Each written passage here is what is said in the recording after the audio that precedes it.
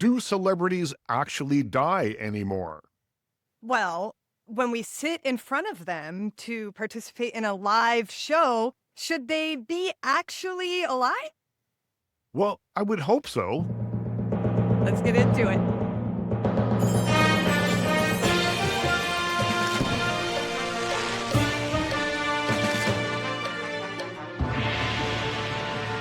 Good to see you. I haven't seen you for a week, Good to see except you. virtually online. I see your Um, face, but I haven't talked to you for a week. Although we were in the same room. When?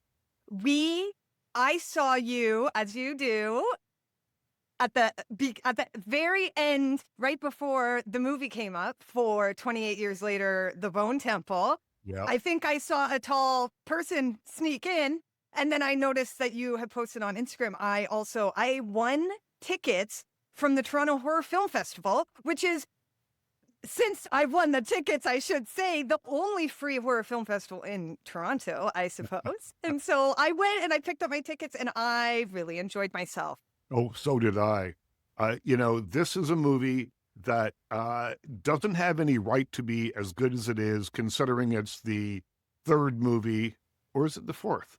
I think it's maybe the fourth movie in this franchise, and there's going to be another one coming shortly. Apparently, they've already greenlit it.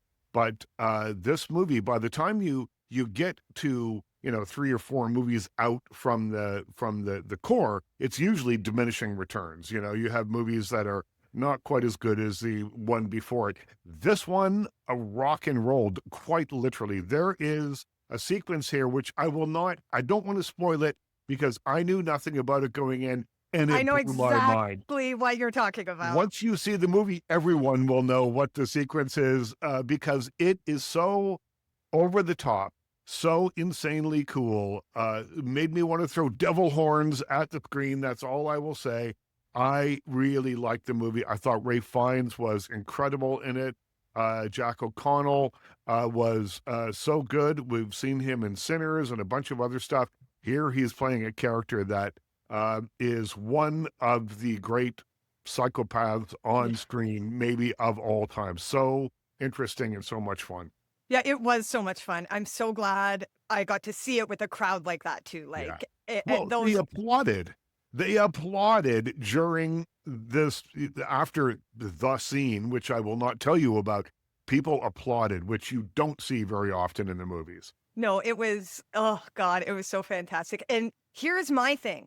I feel like Hedda, well, it's got noms Yeah. during this award cycle, has been totally underrated. And I have unfortunately heard some film bro conversations about it, which absolutely missed the point, missed the genius of it. And Hmm. so hopefully, I'm hoping that this, because of the nature of the genre and how fun it is and how well it's doing what it's doing, Mia DaCosta is going to get her shine here for this. And It's like, the same director. Yeah. yes, and she also did the Candyman remake. So Mhm. she's like good at the genre. It looks so good. Yeah. Like some of those scenes for a horror film, that's for me as a horror person, that's what I love. Like when people take the genre seriously like Yep. that. Well, and written by Alex Garland, who is a genius writer and a very good filmmaker on his own right. But he's written all the 28 Days or Years movies. And he's a really smart guy. I've interviewed him a few times. And I always sit down thinking that I'm speaking with someone who's going to speak to me like a child because he's that much smarter than I am. And he has written this story that's actually about something, too. It's not just simply a horror film. It is about what happens when you drain away humanity from a situation. In this case, it happens to be a world that there was a rage virus, and some people turned into zombies. Others have survived. But at what cost have these people survived? Has their humanity actually survived as well? And so there's a lot of really meaty stuff to chew on. And then you've got one of the coolest sequences that I've seen on camera for a very long time. And Ray Fiennes, just kicking ass the entire thing. I really like this movie a lot. I You give cleared it some. 666 out of 10. And once you see the movie, you'll know what that means too. That's absolutely right. A little Saint Nick Yeah, shout out. it is so cool and so menacing and so great and so awful. It is everything all at once, and I'm there for it. What a cool guy. And he's a reality TV fan. Now that I think about it, he's been on Andy Cohen and given us some housewife monologue. I forget what they're Is called. that true? It's like they have actors seriously commit to the scene, and it's just redoing like a housewife fight or something. And Rafe Fiennes he's one of the best to do it. So Well, they ask him to repeat quite often. I think he's done it a do they? couple times. I, I'll well, send I you this is gonna be your in. well, this will be my into the housewife. So I interviewed him for a movie called Coriolanus, which is one of Shakespeare's lesser performed plays. It's super violent and it's rarely ever mounted. So he made a movie of it with Gerard Butler, and I interviewed him for it. And for some reason, in the little setup we were in, we were very close together, like our knees are almost touching as we're sitting doing this interview. And so Hello. yeah, so I did the thing and talking, and I asked him about a very specific bit of dialogue, and he went, "Well, and he recited it for me. He kind of leaned in and he recited it for me, and it was long. It was not one or two lines. It was a whole stanza. It was a lot of words, and I just sat there gobsmacked, and I leaned back in the chair, and I remember saying, "You know exactly what that does to people, don't you?" And he's like, "Yes, I do. Oh my Yes, I God. do." What a sexy guy. Yeah. It's giving heated rivalry for me right now. Hello. Yes. To So be a maybe fly we'll in that room. see them at the Golden Globes. He's got that 28 years later. The Coral just opened as well, so maybe we'll see him at the Golden Globes. But let's have a look back and see what you thought of it. What did you think of Nikki Glaser? Oh, I don't really ever hit like 100% for a comedian, Mm, because comedy's it's hard to make someone laugh or agree with every single joke, it's but I subjective. feel like every single one hit for me. I think I really enjoyed it. I think it was like that perfect line, Mhm. the Nikki B. Jerkin line. I mean, that Yes. alone. I With I Michael B. really Jordan's liked mom in the background. I mean, that's all you need. I really liked her line where she said something about, and I'll paraphrase, but it was like, if you want to hear BS, you have to see BS or something. It was about that, and so she's roasting the network that is airing the show. I Yes. love that. I And that's love that so much. radical and powerful. And speaking of, Wanda Sykes' moment was really Yeah, she great was great. too. Obsessed with that. Yeah, well, you Um, could tell when she opened the envelope. So she said, "Listen, Ricky Gervais isn't here, and if he does happen to win, I'm going to do his acceptance speech for him, and I'm going to thank all the trans people out there, and I'm going to thank God because he is a notoriously an atheist." And of course, she opens it, and you could just feel that like bit of glee coming through her. Like, yep, yep, I get to do it now. I'm going to do it, and it was awesome. It was a it great moment. it was perfect. So funny. I'm obsessed with her. And that takes a lot of guts to do that, but that's what art is about. And there was also some like really great speeches, like Chloe Zhao's speech was so Yeah. special. And it's really I love so I haven't seen Hamnet yet, which is like I missed it at TIFF and I'm really upset about it. I Yeah, know you've seen it. I have, and for me, it's a 4-star movie out of 5, and it is brutal, and it is harrowing. It is about the death of a child. I think that it's important. It's not a spoiler, but it is important to know that in those days, the name Hamnet and Hamlet were interchangeable. They were not considered to be two different names. So that makes a difference as you get to the sort of overall theme, the overarching theme of the show, of the play, or of the movie rather, is that art can heal. And art and the writing of and the watching of art, maybe something like Hamlet, for instance, which is all about death and all its forms, Mhm. uh, is kind of the great part of that movie that you take away and you feel weirdly uplifted after just being run through for an hour and a half. The last 15 or 20 minutes of this movie is so uplifting and is so powerful. And Jessie Buckley, as I watched it, and I saw it a while ago, as I watched it, I was sitting there going, that just won her an Academy Award. That 20 minutes right there just won her an Academy Award. She's a generational talent. She is, one of the best, if not the best of her generation working right now, I think. She can do anything. And she's a great singer. I If didn't you've know ever that. had a chance to see her sing, yeah. So, talented all around, but man, this last 15 or 20 minutes of Hamnet is what movies were made for.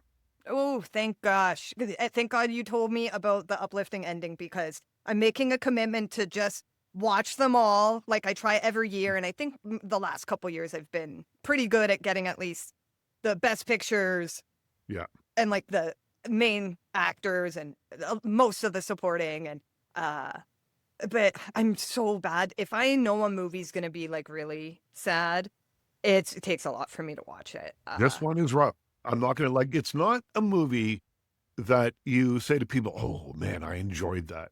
I really enjoyed that. It's not an enjoyable movie, but not all movies are enjoyable. There's a lot of movies out there that, like if I had legs, I'd kick you.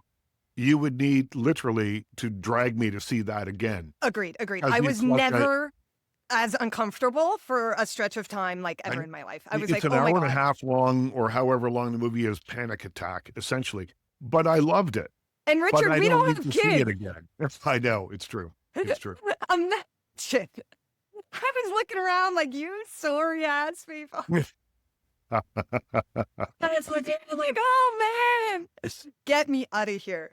But But my favorite movies are uncomfortable movies. Like I can think of, I saw someone on Letterboxd, and I wish I could remember who it is, and they were saying that they watch Eternal Sunshine of the Spotless Mind multiple times a year. Oh, Like man. that's masochistic. That's Yeah. torture. Yeah. Yeah, that is torturous. I mean, I and I like that movie. Love.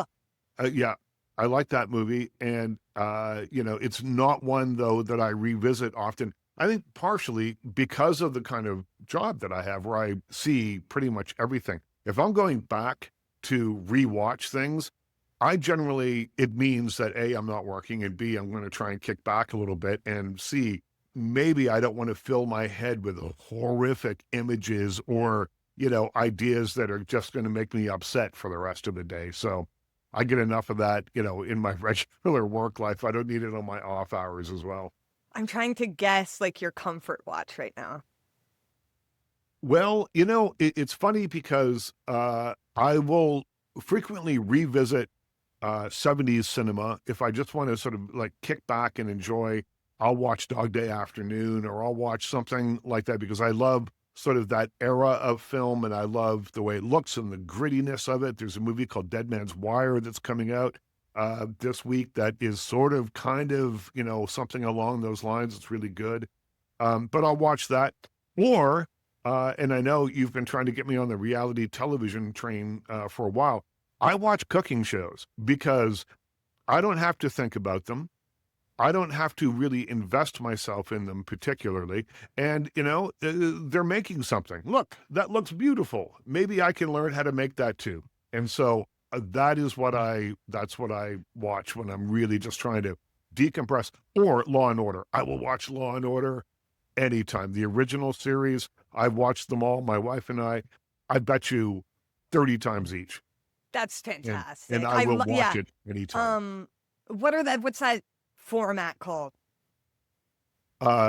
Comfort food for Right, exactly. Richard. Yeah. No, We're a story where there's the overarching story, but each Right. kind of wraps up. I'm upset. Episodic, or yeah, I'm not yeah, sure. it's episodic for sure. And the thing about it is that that by like 23 or 4 minutes in, it's going to change a little bit. You're going to get the order part of the, after the crime. So there's something comforting about knowing that something's going to happen, Yes. And Lenny Briscoe, one of the greatest characters ever, played by Jerry Orbach, favorite.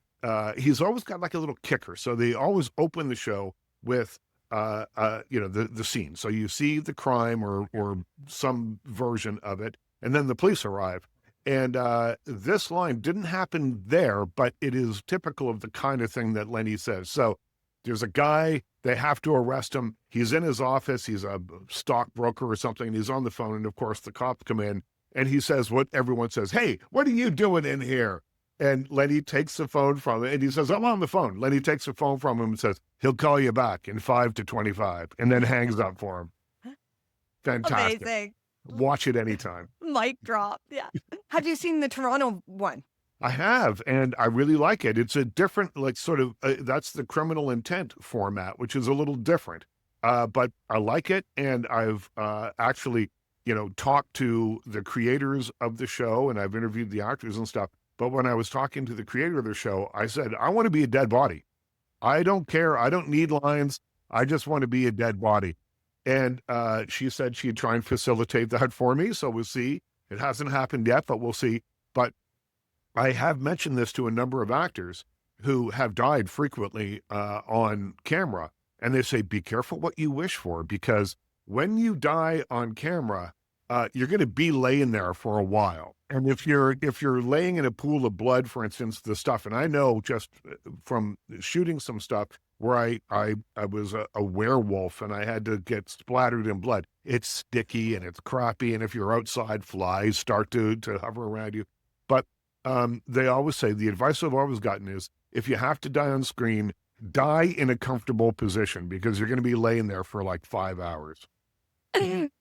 Speaking of actors dying. Yeah, speaking of actors dying, do celebrities actually really ever die anymore? So Kevin Hart has sold his name to Authentic Brands Group, ABG, and it is a first of its kind kind of deal that has all sorts of kind of interesting elements to it. So it's the living estate. Literally, ABG buys the rights to celebrities after they pass away. So Kevin Hart is one of the first major stars to pre-sell, I guess, his IP, his intellectual property, name, likeness, and brand, while still at the peak of his career. Other people have done it, Marilyn Monroe, Fred Astaire's estate, but it's after their passing. Kevin Hart's actually doing it while he's still alive. There's institutional immortality. Hart isn't just licensing his name. He became a shareholder in the company and explicitly stated that he wants the Hart name to live on for generations so his grandkids can benefit from it. And then there is the something else we should talk about, the transition from performer to asset. The deal moved him from a performance-based income, getting paid to do a show, for instance, or be in a movie, to an asset-based income. His digital twin, his name on projects, and his AI-generated content can now earn money without him ever stepping on a stage. I will tell you that as a writer, one of the things that I was delighted by when I got my first royalty check is that I could make money while I was laying at home in bed. You write the book once, and every now and again, if you're lucky, you get a check from it. That's pretty cool. This is a much different thing. This is selling yourself as a brand. Late celebrities, Marilyn Monroe, Elvis, Muhammad Ali, they've all done this. I'm not exactly sure, though, how I feel about the idea that someone is a brand rather than a person first. There's some weird, I think, for me, ethical questions here. I totally agree. And first thing that strikes me first off, Authentic Brands Group. What a name. Hey, Authentic Brands Group. We're like always be grabbing up people's intellectual property right before they die. First of all, so that his grandkids continue. Even just that as a concept, I'm not really into. I mean, people should be able to own their brand, and I don't like the idea of other people making money off an artist after they're passed. But I mean, realistically, there's people so much, right? And the type of wealth we're talking about, that then you want to like kind of hoard wealth so that you can pass it off to like 4 generations down. I mean, that on its own kind of irks me a little bit, right? Yeah, but and isn't even really viable. You know, maybe so, but at the rate at which pop culture moves now, Kevin Hart is a massive star right now, and I've seen him perform comedy at the Bell Center. I think it's called the Bell Center in Montreal, like a huge arena. He played and packed it, and you know he makes big movies and you know nominated for his special at the most recent Golden Globes. Big star. But how She's not long? Marilyn Monroe. But well, even Marilyn Monroe, though, I think may have somewhat of a best before date. I mean, she is iconic. She was very famous and died tragically at a young age, but at a time when pop culture didn't move quite as quickly, you know. And so her image and the idea of her managed to stay around for a very long time. She was, you know, in film, considered to be, you know, the world's most beautiful woman. She was a symbol of a certain kind of performer. Elvis Presley changed, you know, people's lives changed, and even those performers now, as we get further and further away from their passing, have less impact than they did even, you know, 10 or 15 years ago. Elvis Presley, I mean, Baz Luhrmann brought him back in the form of Austin Butler, and there's a big concert movie also directed by Baz Luhrmann coming out, I think, in February, called Epic. But there are, if you go to Las Vegas, fewer Elvis shows, and I asked an Elvis impersonator about it the last time I was in Las Vegas, and he said the audience isn't there. Hmm. The audience that would previously have lined up to see, you know, someone do Elvis, they're smaller than they once were. So I wonder about Kevin Hart's grandkids and their Right. grandkids. That's You know, such a great what point. lasting impact will they have? Pop culture changes. You know, George Carlin, who was a genius, is now someone who, you know, is remembered and beloved by comics, but is he, you know, someone whose name is at the top of people's heads, on the tip of people's tongues? I don't think so anymore, simply because he's passed away. He's been gone for 10 or 15 years, and time moves on. And so even if you do have some sort of hologram of yourself or a way of creating an AI version of yourself to continue your career, I don't know if it's going to work. I mean, careers have cycles, and I don't know that you can just simply by being there in another form, an AI form, continue to be as successful and money generating as you are now. Yeah, I hope that in 25, 50 years, there's not a bunch of filmmakers in a room thinking, we just need Kevin Hart's hologram for this. And it would be great. We'll have Kevin Hart and Clark Gable. It'll be amazing to have the two of them together. Like, God, I hope that in the future, we have, surpassed the need for Jumanji 65. Mhm. And well, they'll have other pools of talent too. And Yeah, it's quite egotistical to be like, you know what? Because you're right, Marilyn Monroe, Elvis Presley, these are at times when like they're doing the first things and you know, people are watching television for the first time and yeah. stuff. That kind of legacy is completely different. It rewired people's brains, and yet still, what do you see in a Elvis lunchbox? But Epic is actually a really great example of, like, I would so much prefer to see like found historic footage, and Yep. like that's what Lerman did. Me He too. like while he was researching the The future of biopic, Elvis, yeah. they found all this footage that they were like, it's like kind of immoral of us to just not do anything with this. And so they like restored it and remastered it. And so, I mean, that is what I'd like to see. And so maybe Kevin Hart should focus on making a kind of full of art now that could be, you know, sitting in a vault for that. Like, you know, someone like Prince, or you were talked about how David Bowie didn't have a lot of that, but that Mhm. there are a lot of artists out there who,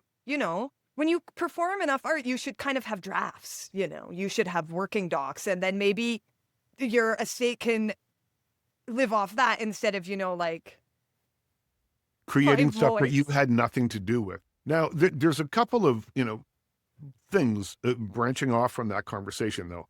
Elvis, Marilyn Monroe were also very famous at a time when there was pretty much a monoculture. You would have to try pretty hard to find someone who didn't know who Elvis Presley was. Like them or not, you would have to, you'd have to try hard. So ditto with Marilyn Monroe. So, they come from a time when celebrity was just simply a different thing. It was, And it doesn't relate to the kind of fame that people have today. But I will give, and this is, the flip side of this conversation, is that if Kevin Hart doesn't trademark his own brand, somebody else is going to do it, and someone else could theoretically be making the money there. That's what Matthew McConaughey has done. He's trademarked himself. He's got trademarks on his likeness, his voice, his famous catchphrases, all right, all right, all right, all right, all that kind of stuff.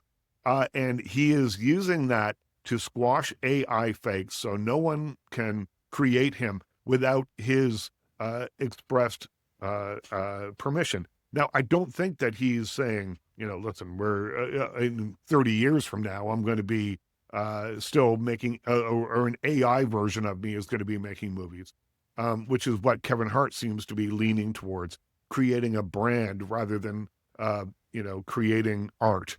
But he is doing, what McConaughey has done is just gone one step ahead of, I don't know what you want to call them, image bootleggers or something like that, who would take your image and the stuff that you've worked on and the stuff that makes you and Right. try and repurpose it. I mean, we already see it online all the time. My Facebook is cluttered with this AI slop of, Paul McCartney sitting over a hospital bed holding Phil Collins and, stuff like that.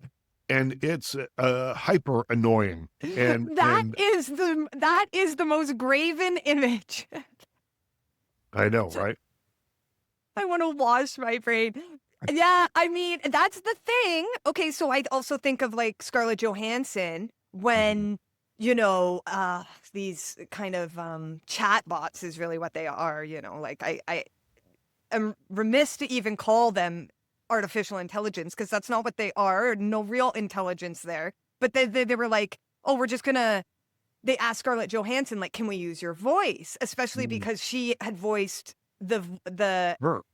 voice in Her, which is unfortunately at this point a documentary about the future.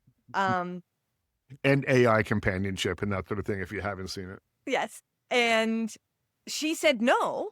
And then they just did it anyway. They just got AI to kind of recreate something that sounded exactly like her. And she was able to kind of sue and whatnot. But yeah, I mean, I can't really, I'm poking fun at Kevin Hart. I don't think in the list of, Marilyn Monroe, Elvis Presley, Muhammad Ali, the next person in my mind is Kevin Hart. But honestly, I don't fault performers for trying to protect themselves in this kind of atmosphere. It's just like I just don't think nuts. I like the use of the term brand. And, people talk all the time about a brand. You got to have a personal brand.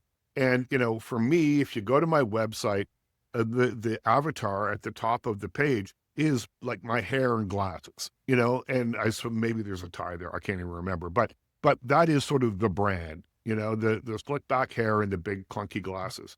And people have mentioned that to me, and it is part of the thing that people remember. And so that kind of branding, though, is different, I think, than creating yourself simply as a brand like Chef Boyardee or Kleenex or, something like that. It seems to me to take away the humanity of it. And so the idea that in 30 or 40 or 50 years or whatever it is, his grandkids could be 60 years from now. He's still a young guy, would be profiting from a creation of Kevin Hart that had nothing to do with Kevin Hart, but looks like Kevin Hart. So it's like saying, you've got a thing here that looks like a box of Kleenex, but when you open it up, there's no Kleenex inside. And I think it's that same kind of thing. It'll look like Kevin Hart, but it won't be Kevin Hart. It won't have his quick wit. It will have studied what he might have said, but it won't have the soul.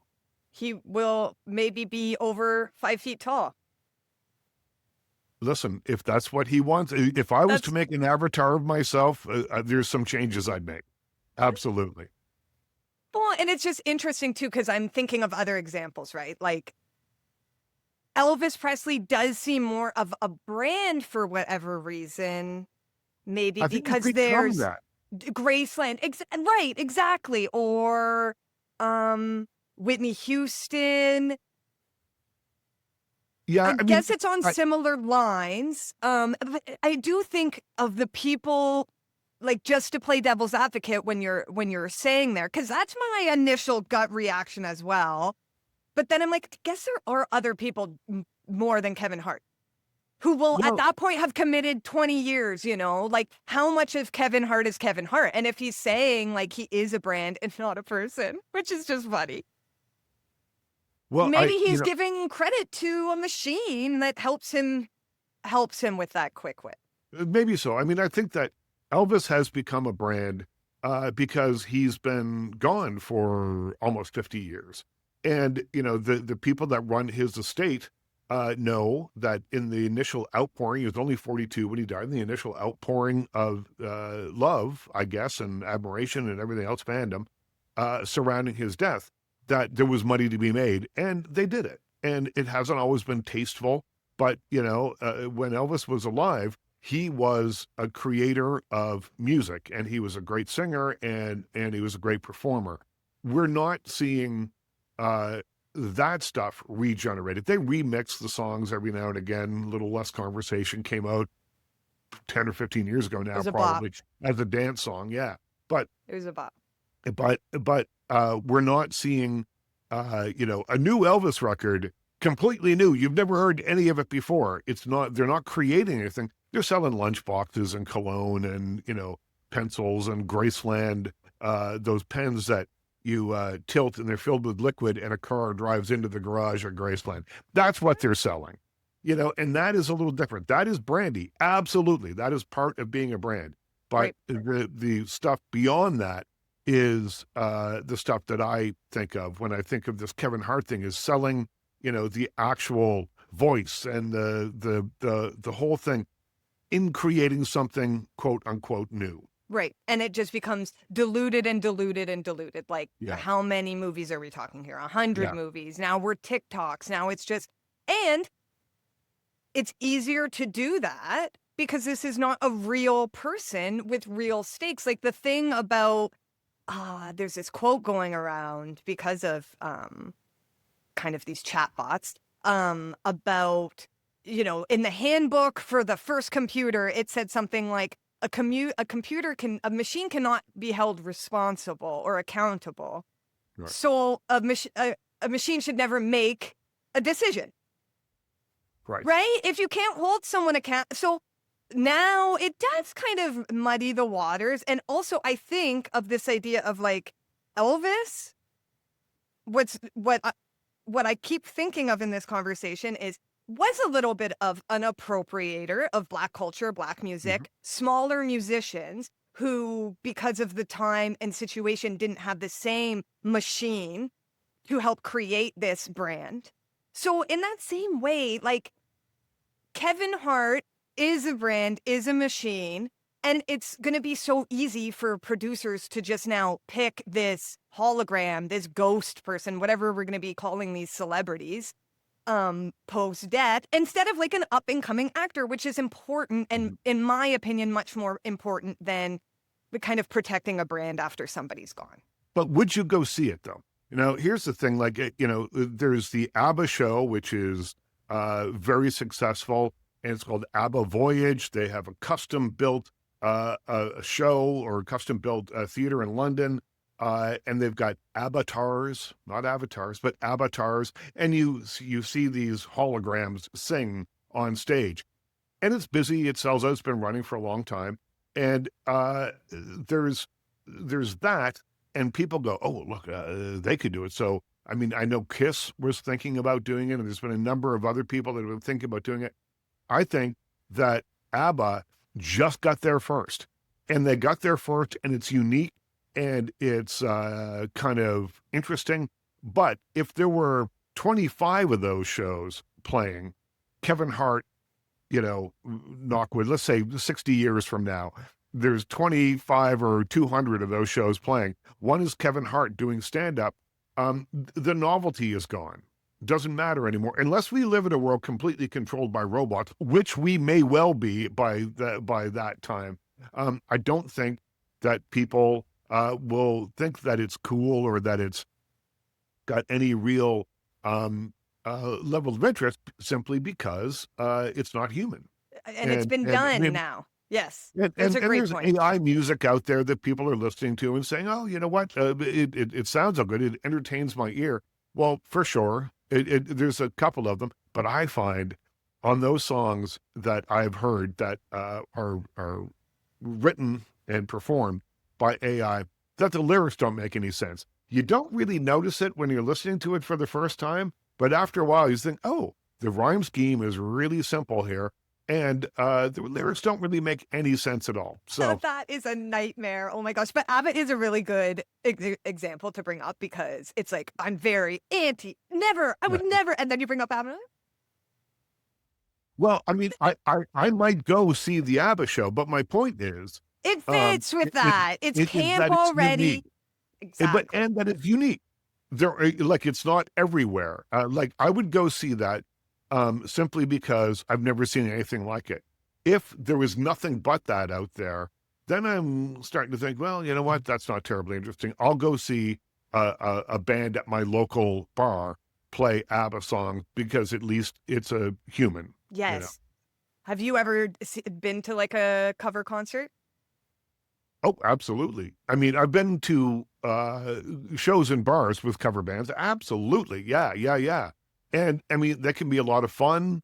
And, I mean, I'm beginning to look at bands like AC/DC, and, who else? Guns N' Roses. Guns N' Roses are kind of okay, but there's so many members that weren't in the original band that they're not really, it's kind of a cover band. So, you're paying a lot of money to see them. And But and for someone like me who's like, so I saw ACBC, which was like a BC AC/DC cover right, band in British Columbia. Amazing. And it was like a big stadium show. Like, I wow. hate to say it, I'm a fan of, like, yeah, the songs that I know, and when my dad listened to them, but I'm not gonna really tell the difference. I'm really truly not gonna be able to tell that much of Right. a difference at that point. So yeah, put me in with a nice good cover band. I've also seen Led Zeppelica. Incredible. There used to be a band that I liked a lot called Dred Zeppelin, and they did reggae versions Oh my God. of Zeppelin songs, and I'm they were a sorry, lot of that's fun. way better any day. Yeah, and they used to tour around quite a bit, and they were always like a bit of fun, but they're also a really good band. Like, the music was really great, and they were kind of outrageous and fun. Well, and that's the thing. That is like a perfect mix of, okay, like, some of these artists are incredible, and those songs, you don't want them to go anywhere. And the brand is something that's marketable. So now you're getting all of that legacy, history, bop, just jams that you don't want to die. But you're also supporting like artists who could use that kind of like shine and use that kind of publicity, that are just incredible artists. And I would much rather see that any day than like a hologram. And when I think of the artists who they do this to, every single one of them would fucking hate it. Like, at least Kevin Hart is making his own decision, but like Tupac in a hologram, they're for like these normally they're too like for companies, Yeah. commercials, you know. Oh, Fred Astaire dancing with a vacuum cleaner almost made me reach into the television and, thank whoever made that ad. So it's Really, really degrading and awful. it's like the more you like an artist, the kind of more offensive this idea becomes. Well, see, I also think that as the newer generations, when I was growing up, I was very much aware of the pop culture history previous to me. And part of that was that it's kind of never went away. I mean, and at least in my house, I had an older brother, and then my father was really into music and that sort of thing. So, I grew up knowing everything from like the big bands all the way up to, I mean, literally Artie Shaw and big bands all the way up through to, whatever was new, Black Sabbath and, that kind of thing. And have kind of maintained an interest in the history of that. But I think now that there's another generation coming along who doesn't really care about what came before and who doesn't really think too much about, the stars of like, don't know who Cary Grant is or don't care about Marilyn Monroe or whatever it might be. And so I wonder if this pre-selling your brand with the idea that you're still going to be popular enough in 30 years to still make a buck off it might be a little might be a bit of a long shot. Yeah, absolutely.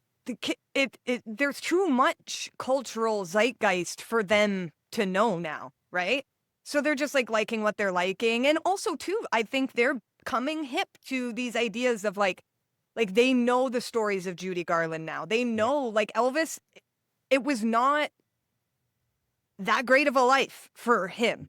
It's kind of like they're over this idea that a celebrity should become so big that you deserve access to them after they're gone. So even if it's something that an artist is asking for themselves, I just don't think the culture is here for that. Like, you'd have to be, and like to your original point, is Kevin Hart that brand? Like, comedy specifically is timely. It's, it's supposed to be a cultural reflection. Like, there's also kind of something weird about outsourcing that to the future. Or even also spiritually, or like not spiritually, because I don't have any real opinions, who knows what happens and all these things, but just for me personally, I would feel it kind of heavy. And now, my whole team of people is talking about like, and when you're not here, Right. and now you have people thinking about like, and when you're gone, I'm going to take over, or like, here's how We can I'll do literally not wait for you to die so we can start making some real money. writing my own Kevin Hart show. I think of all the, the horror stories of, child stars and, brands who become bigger. And now, I mean, even we've talked about Jay Kelly. It was a really good movie about how much personal responsibility does an artist feel and that pressure to kind of continue that machine. Right. Not just for yourself, but now you are a brand. You got a whole team.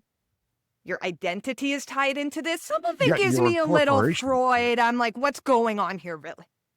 Yeah, you're a corporation. You have a lot of people that work for you, and you're responsible for them.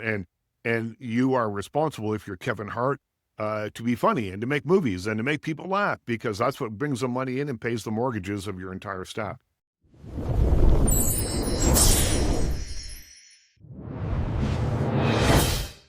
So let's look at this and shake it up a little bit. Let's play the Would You Rather game.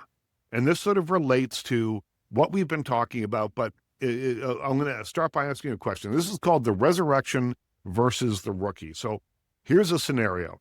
You're given a front row ticket. Option A, you can see a 10 out of 10 perfect hologram of Queen playing at Live Aid, featuring a 1985 Freddie Mercury in full 4K detail, remastered sound, stadium shaking audio. That's option A.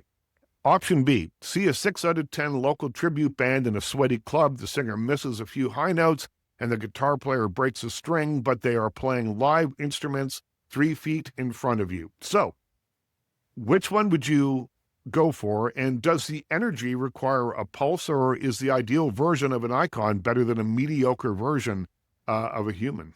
Okay, again, another good poll, because when you actually start breaking down legends like Queen at Live Aid is, oh my God, put me there. But I'm still going option B from that local tribute band. I'm getting sweaty in the club. maybe I'm sneaking backstage after. Maybe we're smoking a joint out front. That's the vibe I'm looking for a rock show. Because the Queen at Live Aid, there's going to be a queue. You're going to have to get there early. So I'm factoring all this. I'm still going option B. And you're going to have to exit through the gift shop if you go see the Queen thing. So that's exactly right. So ask me a question. Okay. This is the digital master versus the deep fake director. Okay. This one's good for you. A new movie is coming out. Option A. It's a new James Bond movie starring a digital 1960s Sean Connery. It looks exactly like him. Wasn't that? Directed by AI that has studied every Bond trope to perfection, okay? Or option B, a new Bond movie starring a live B-list actor. You've never even heard of him. It's experimental. He gives a human performance that might be great or it might be a total disaster. Are you okay with the comfort food cinema made by machines, or do you need the new risk of actors' interpretation? I'm going option B. I mean, I think if you've listened to me talk for the last half hour, you'd know that was the only option for me. And, I will always choose human over pre-programmed unless it's Kraftwerk. But of course, Kraftwerk is humans that are programming things, not an AI director, that is, using institutional knowledge to create a quote unquote perfect James Bond movie and perfect James Bond story. I think of George Lazenby on Her Majesty's Secret Service, the only Bond to ever only make one movie, one James Bond movie, and he wasn't a great actor, but it's a good movie. And is it a perfect movie? Absolutely not. But he was my James Bond for that movie. When I watch it, he's believable to me. I will go option B any day of the week. I love it. Option C, no more Bond movies, sorry. No, well, there's going to be some. So the Legacy stand-up special, I'm going to ask you about the scenario. You're scrolling Netflix on a Friday night. Option A, a quote-unquote new George Carlin special written by a hyper-advanced AI that has analyzed his entire worldview and can deliver a 100% accurate social commentary on today's world. That's option A. Option B, a live stream from a struggling human comedian who's trying to find their voice, but might not be as sharp or accurate as the Carlin bot. The debate, can truth be delivered by a program, or is a comedian's truth tied to the fact that they are actually living through the world they're mocking? There's actually nothing less I would want to see than a George Carlin special written by a hyper-advanced AI. It could be the least, it could be the most hyper-advanced. Absolutely not. I would rather see anything else. And yes, I don't believe a machine can make especially that Carlin level social commentary. Absolutely not. That's useless to me. And I'll tell you, I studied those George Carlin albums. Like an AI bot, I absorbed them. I learned them. I remember, I'm aware some stare at my hair. In fact, to be fair, some really despair of my hair, but I don't care because they're not aware, nor are they debonair. In fact, they're square. I bought some spare hair to wear at a fair. Did I care? No contraire. Spare hair is fair. It goes on like that. George Carlin, comedy stuff. So I could probably be the bot that could assist in writing this. And I'll tell you, it would be terrible. You know why? Because I'm not George Carlin. But I would rather that than the computer any day. So, okay, here's my question for you. The scenario. Okay. It's the year 2040. Your favorite living artist like Taylor Swift or Drake is now in their 50s or 60s. Option A, you pay $500 to see their digital avatar tour where they look exactly like they did at age 22, move with peak athleticism, and never get tired. Option B, pay $500 to see the actual aging artist sit on a stool, play an acoustic guitar, and sing with a voice that's weathered and limited by time. Do we want our idols to be frozen in time like Greek gods, or do we want to grow old alongside them? Guess what? I'm lucky here. I wouldn't pay a dime to see Taylor Swift or Drake. Now, then, real, fake. So I'm taking that $500 and going to New Orleans and just listening to music on the street. Yeah, I mean, all these questions are, I mean, I think we know the answers to them as we're saying them. But I recall some of the great moments of my life watching music is seeing people like John Lee Hooker, who was got to be in his 80s, sing "Boom Boom Boom." If you don't know it, look it up. It's life changing. Sitting on a stool in the middle of a stage, wearing a big furry hat, and was awesome. No athleticism, no backup dancers, just one dude and an incredible guitar and this life experience that he brought with him on the stage. Those are the moments that I remember and that I kind of really cherish.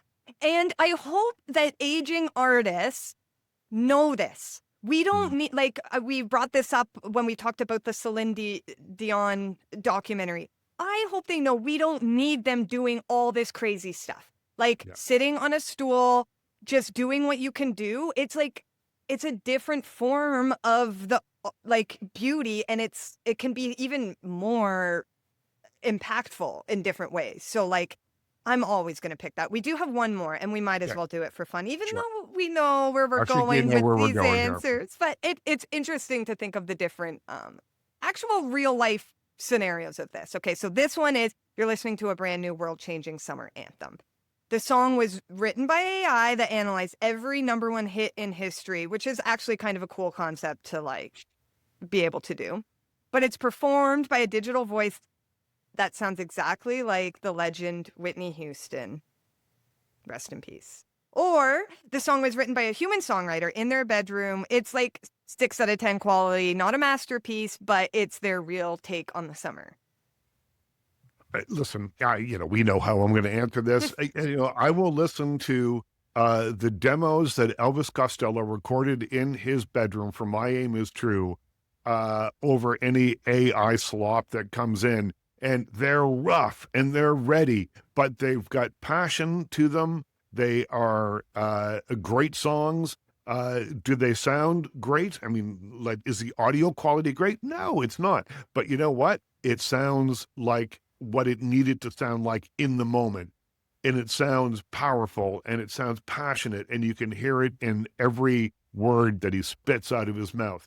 And so, a great summer bop, absolutely. Like if I'm just at Sharper's Drug Mart and a song comes on and I don't know whether it's AI or not, and it sort of, hooks me a little bit, sure, I will, say, hey, well, that's not bad.